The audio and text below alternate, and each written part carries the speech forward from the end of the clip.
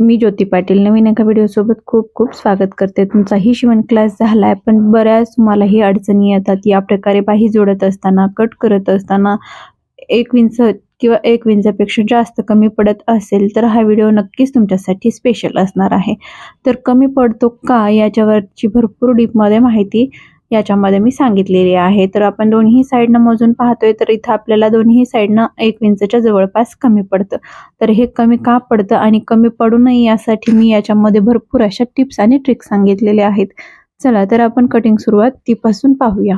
तर इथं मी माझं जे कटिंग केलेला ब्लाउज आहे त्यावरती तुम्हाला दाखवते की आपल्याला कशा पद्धतीने आर्म होल नुसार बाहीची कटिंग करायची असते।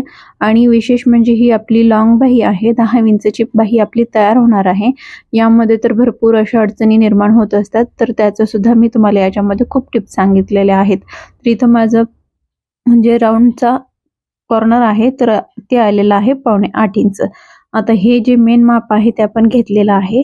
मेन माप आपल्याला खूप महत्त्वाचं आहे। त्यासाठी आता आपण जे मेन माप काढलेलं आहे, सुरुवातीला आपण बाहीची रुंदी टाकून घेणार आहोत।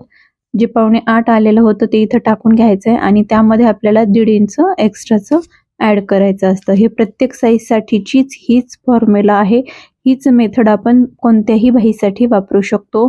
तर ही 8, 9 आणि 10 इंचसाठीची ही खूप महत्त्वाची बाही कटिंग आहे, कारण लॉंग बाही आहे ही। 10 इंच आपल्याला तयार पाहिजे, तर इथे मी 10.5 इंच आपल्याला अर्धा इंच त्याच्यामध्ये ॲड करायचं असतं।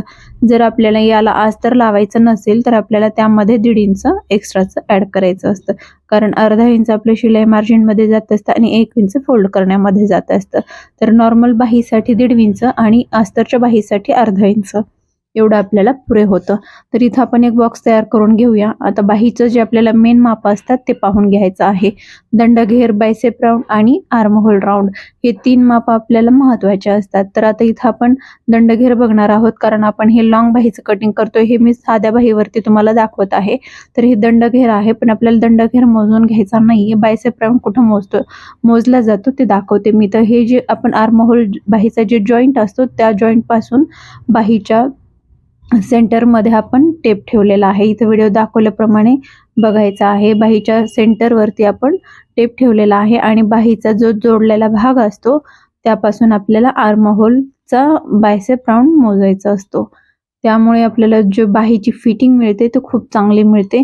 इथं 6.25 आलेली आहे, ते मी इथे 7 वरती टिक करून घेतलेली आहे, कारण ही लॉंग बाही आहे त्यामुळे मी त्याच्यामध्ये अर्धा ते पाव इंच वाढवलेला आहे, जास्त वाढवलेलं नाहीये। आता इथं दंडघेर पाहायचा आहे, इथं 6.25 आलेला आहे, तर इथं मी 5.5 घेणार आहे, कारण कोपऱ्यापर्यंतची बाही आहे। खालचं जे माप आहे ते अर्धा इंच कमी येत असतं, त्यामुळे इथं 5.5 घेतलेला आहे। 1.5 इंच आपल्याला मार्जिन नॉर्मली ज्या प्रकारे आपण ठेवत असतो त्याच प्रकारे मार्जिन ठेवून घ्यायचे आहे। हे 3 जे पॉईंट आहेत ते आपल्याला व्यवस्थित जोडून घ्यायचं आहे। आता त्यानंतर इथं जे मेन माप असतं बाही कटिंग करत असतानाचा ते बघून घ्यायचं आहे।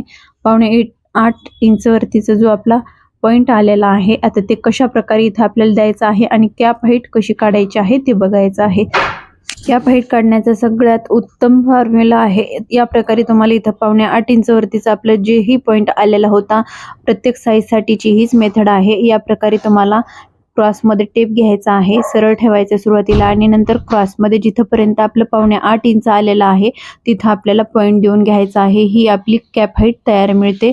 नॉर्मली 3.25 ते 3.5 पेक्षा जास्त आपली कॅप हाईट येत नाही, कारण या प्रकारे आपण पाहिलं तर खूप छान आणि व्यवस्थित असं फिटिंग सुद्धा मिळते। त्यानंतर आपल्याला त्यामध्ये 2 इंच ॲड करायचं असतं। हे झालं आपलं शिलाई मार्जिन। प्रत्येक साईजसाठी हीच मेथड आहे।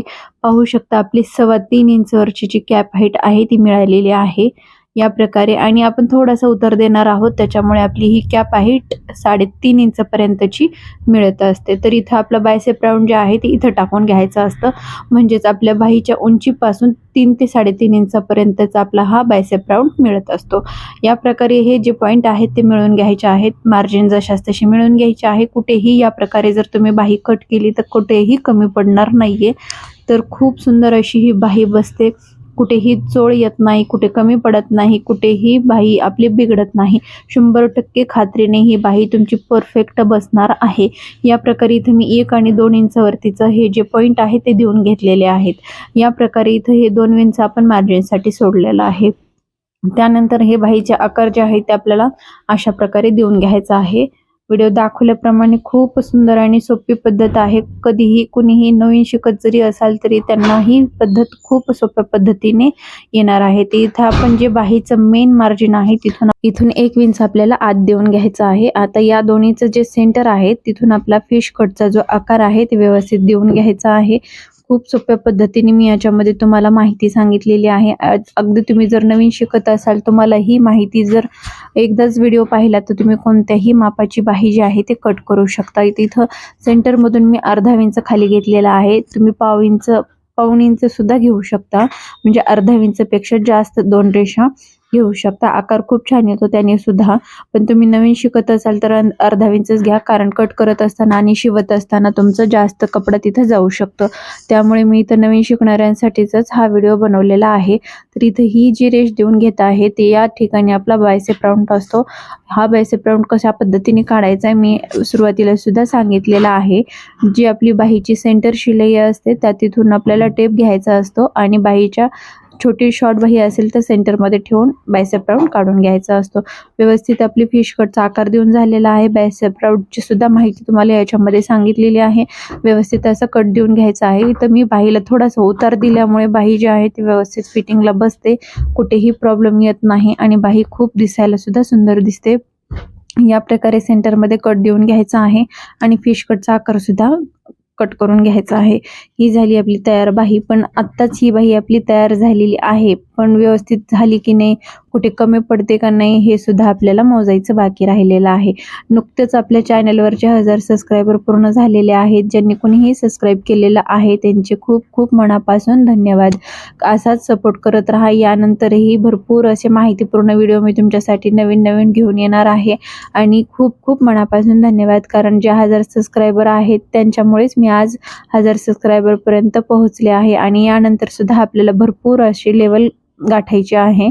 अशाच प्रकारे सपोर्ट करत राहा. त्यांचे खूप खूप मनापासून धन्यवाद. तर यामध्ये आता आपण जी बाही कट केलेली आहे कुठे कमी पडते की नाही पडते हे तर ट्राय करून बघायचं आहे. जर आपली बाही कुठेही कमी पडली तर का कमी पडली याचं सुद्धा तुम्हाला मी निदान सांगणार आहे. हा जो आपला वरी पॉईंट देऊन घेतलेला आहे तो आपला शोल्डर शिवण्यामध्ये जाणार आहे. आता व्यवस्थित हा पेपर आहे व्यवस्थित असा गोल फिरवत घ्यायचा आहे आणि बघू शकता कुठेही बाही कमी पडलेली नाहीये. मी सांगितल्या पद्धतीनेच तुम्ही जर बाही कट केली तर कुठेही तुमची बाही जी आहे ते कमी पडणार नाहीये. या प्रकारे तुम्ही दोन्ही साईडनं बघू शकता बाही लावून. आता आपण सुरुवातीला वरून पाहिली होती, पण आता या साईडने सुद्धा आपण पेपर ठेवून व्यवस्थित बघणार आहोत. कुठेही मी व्हिडिओची स्पीड वाढवलेली नाहीये, एकदम सावकाशपणे तुम्हाला यामध्ये माहिती दिलेली आहे. व्यवस्थित असं गोल फिरवत पेपर असल्यामुळे ही बाही आहे ती व्यवस्थित जोडून घ्यायची आहे.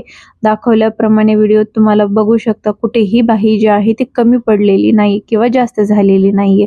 एकदम ॲक्युरेट अशी बाही जी आहे ती कटिंग करून झालेली आहे. कपड्यावरती ही बाही अशी ठेवून तुम्ही डायरेक्ट कट करू शकता. जर तुम्हाला या व्हिडिओतील माहिती आवडली असेल तर लाईक करा. चॅनलवर नवीन असाल तर नक्की सबस्क्राईब करून घ्या, म्हणजेच माझ्या प्रत्येक व्हिडिओचं नोटिफिकेशन तुम्हाला मिळून जाईल आणि नवीन येणाऱ्या व्हिडिओची माहिती तुमच्यापर्यंत पोहोचेल. पूर्ण व्हिडिओ बघितल्याबद्दल धन्यवाद. Thank you for watching.